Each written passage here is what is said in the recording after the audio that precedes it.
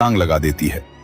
पीछे से आ रहा भेड़िया है तो वो भेड़िए के जाल में फंस जाती है और भेड़िया उसे खाने के लिए पास आता है।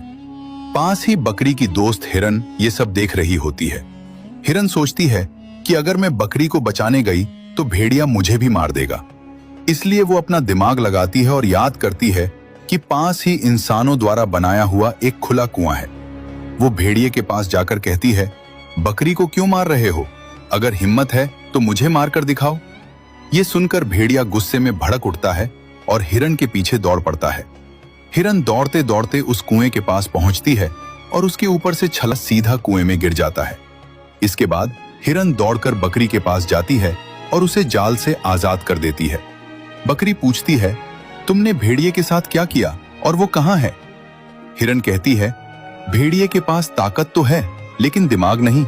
आओ, मैं तुम्हें दिखाती हूं मैंने उसके साथ क्या किया। जब वे दोनों कुएं के पास पहुंचती हैं तो देखती हैं कि एक चीता भेड़िए को कुएं से बाहर निकालने में मदद कर रहा है। ये देखकर बकरी और हिरन परेशान हो जाती हैं और कहती हैं, अगर ये बाहर निकल आया तो वो हमें नहीं छोड़ेगा।